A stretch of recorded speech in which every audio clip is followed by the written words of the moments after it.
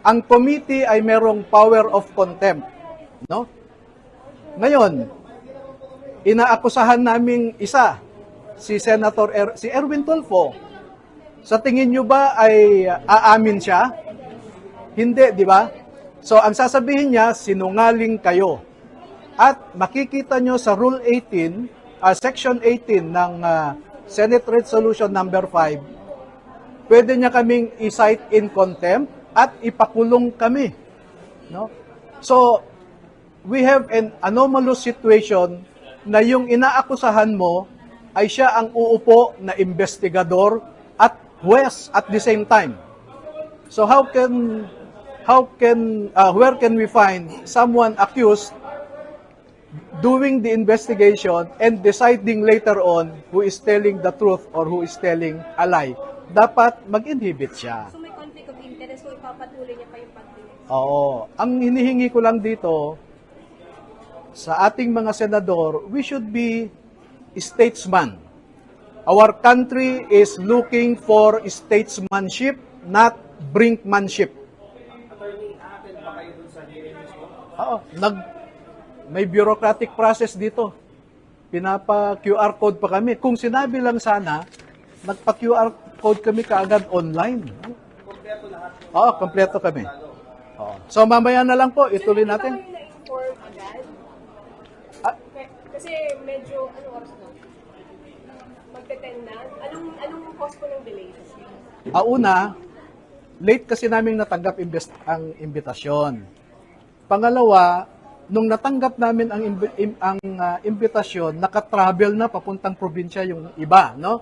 Lalo na yung isang namatayan naming kasama, sinamahan din siya ng aming ibang kasama, pero kanina bumiyahe pa sila galing Pampanga. Iniwan yung wake ng kanyang kapatid. Kompleto kayo sa yung At hinintay namin siyang makarating para sama-sama kami.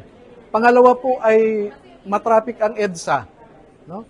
So, nandito pa rin kami, no? Never, better late than never. Complete ang 18, sir. Kompleto po, no? Walang pinagtataguan ang 18. Wala po. In fact, ito ang sasabihin ko sa inyo. Magsusubite ako ng pangalan kay Senate President Alan Cayetano at saka kay Blue Ribbon Committee Chair Senator Pia Cayetano. May 14 akong pangalan na ibibigay na pwede nilang isabpina sa susunod na pagdinig, na dating mga Marines din at dating tauhan din ni Saldico, para magkwento rin kung ano yung kanilang nalalaman. Additional pa ito. Additional na 14 na former Marines and former Zaldico employees. Now, kung hindi pa sila kontento sa 18 at saka sa 14, magsusunod pa po kami ng karagdagang pangalan. Pero siguro mga 7 na lang. Kasi yung iba, meron akong ebidensya later, ipapakita ko sa inyo kung bakit hindi sila makadalo. No? May mga recorded conversation tayo, etc. Marami. So, may ebidensya din kayo ipapakita dito ngayon? Ah? May ebidensya rin po kayo ipapakita po dito? Kung ang katanungan nila ay humihingi ng ebidensya, ibibigay namin. Okay, salamat po. No? Oh. Attorney, from Office of Senator Alan Cayetano po ako. May pinapalili lang po ulit. I think narelay na rin po ata ni Defensa. Yung mga pwede daw po kasi i-question sa credibility daw po ng 18 Marines. So, i-take ko lang, sir, yung dismissal and past conduct daw po. Tapos yung timeline ng iPhone. May kuya.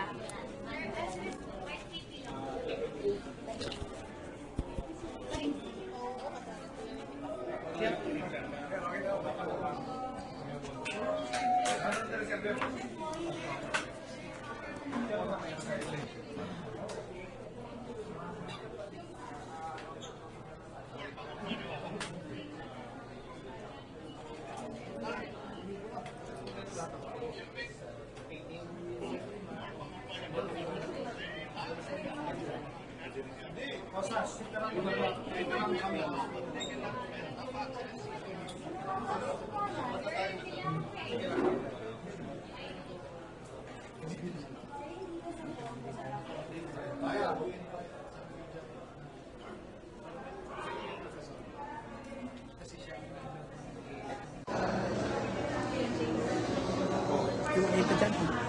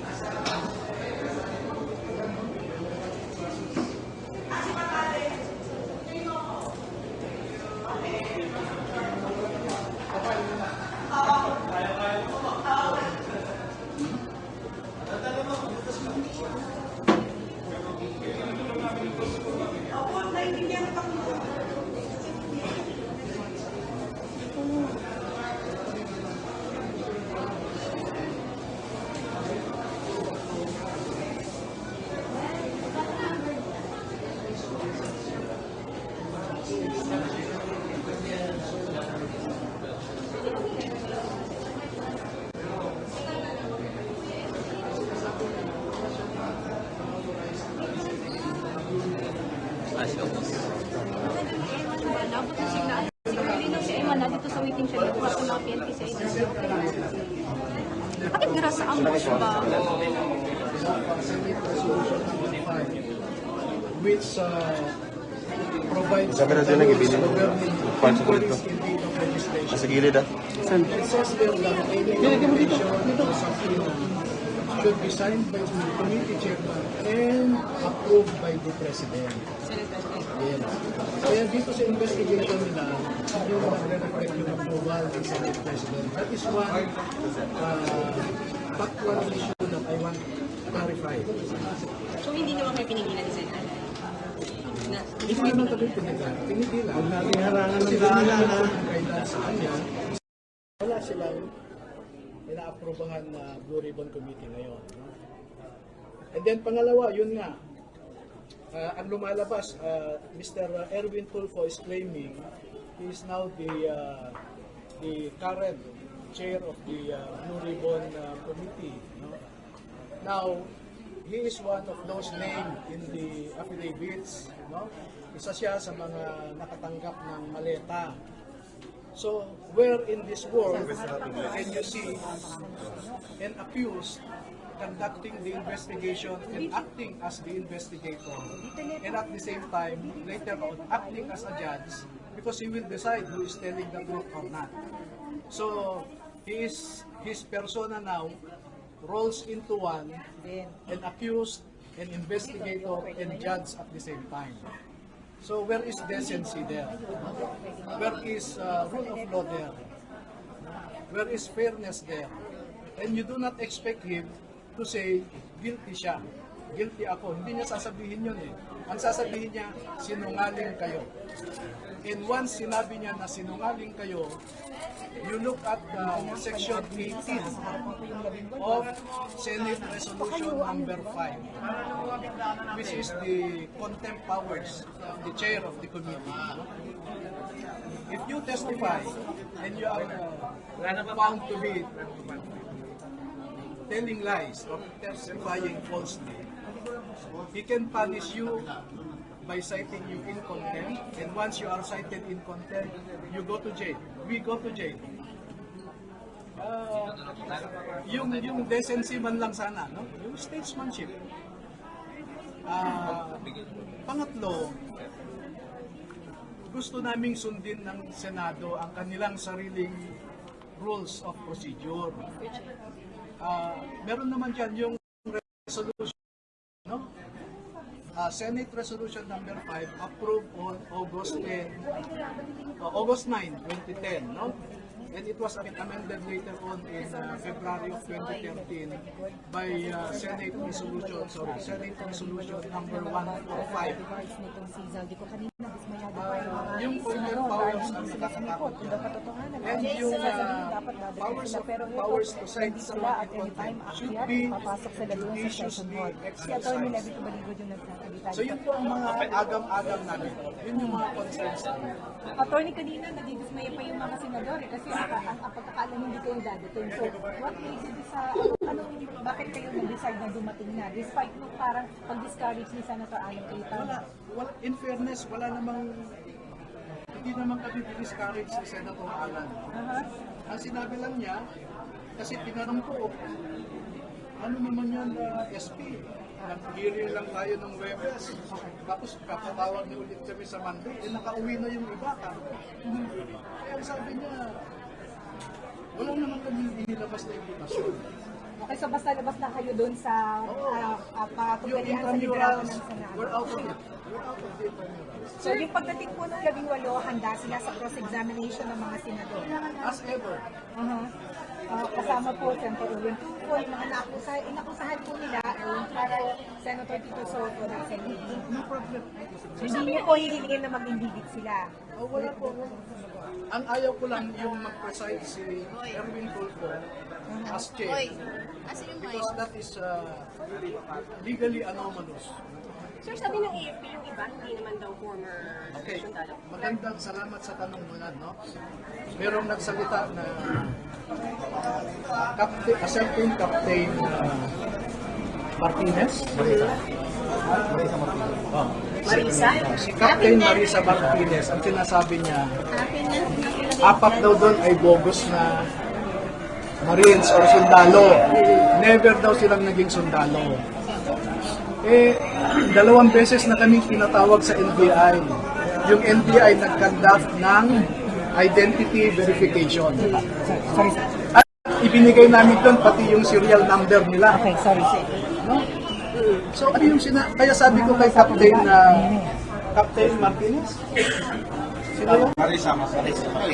Sinabi ko kay Captain Marisa, before she talks, she should verify first her facts and also her bearing. Sino ba yun, sir, si Captain Martin? Spokesperson ng Philippine Navy. So all of them are former soldiers and former Marines? Lahat po, lahat? Lahat ng 18? Pero yung sinabi kasi na apat or ilan sa kanila never naging Pagtitingnan niyo sa sundalo. affidavit nila, affidavit pa lang sinabi namin, sa 18, 16 ang dating Marines. Dalawa ang dating Philippine Army. Malinaw yun sa affidavit nila. Ang netizens lang naman natin at yung iba ang nagsasabing ex-Marines, no? But in their affidavit and even in my personal Facebook account, I implored the public to label them as 18 former soldiers. Sir, may plano po talaga sila pumunta doon. May plano po talaga sila pumunta ngayong araw. Yes. Wala kaming intensyon na hindi pautlakan ang kahit sinong mag-imbita sa amin. Ang sabi ko nga po, kahit mga kababayan natin nasa kabundukan, kahit pa NPA ang mag-imbita, basta interesadong pakinggan ang nalalaman ng mga dating sundalong ito, ay pauunlakan namin. Attorney Palikot, ano masasabi niyo na may mga na-observe daw po na inconsistencies dun sa mga naging pahayag nyo ng Pebrero o Marso, dun po sa mga naging pahayag nyo ng Webes, dun po sa hearing ng Senate Blue Ribbon Cayetano faction? Ano po yung inconsistency kaya Yung doon? mga hindi po nabanggit si Senator Loren Legata, si Mark Villar, Tsaka yung timeline daw po, sir. Kasi wala naman pong nagtanong. Pero sinumitin namin ang affidavit at nandyan po. So hindi na namin kasalanan kung hindi sinadong ng mga senador. Pero can you confirm nandun din po sa affidavit si Senator Loren, Senator Mark Villar? Meron naman po kayong kopya na yata ng affidavit. Wala kami copy. Nandun po, maliwanag naman. Nandun sila, nakatanggap sila. yung cabinet secretaries, hindi nyo po nabanggit Laurel Chu. yung tatlong cabinet secretaries. Sabi kayong over 20 na mga congressmen, para ang dami mo dun. First time yung Ma'am, sinabi ng Webes. Ito, i-clarify ko ito. No? Maliwanag sa affidavit nila ang sinabi, sa ngayon, ito ang mga naaalala namin. In fact, ang sabi nila sa akin, Sir, pwede mo ba kaming isama sa Kongreso at Senado para baka ma-identify namin yung iba? Kasi ang pinangalanan namin dito ay sila lamang yung nakikita namin sa TV, mga sikat ito, kaya sila yung naaalala namin. So, sa Hindi tingin niyo- naman, hindi po exclusive yun. Hindi po yun ang limit lang. Marami pa po. So sa tingin Bakit niyo po po, kayo attorney, sumipot ngayon? Hindi ko kayo inasahan na sisipot ngayon kasi ibang faction na ho ito ng Senate Blue Report. Ay, hindi po. Talaga ho bang intention yung sumipot? Opo. Sabi ko nga, kahit sinong mag-imbita sa amin, kayo nga ma'am, inimbita nyo kami. Sumipot kami, di ba?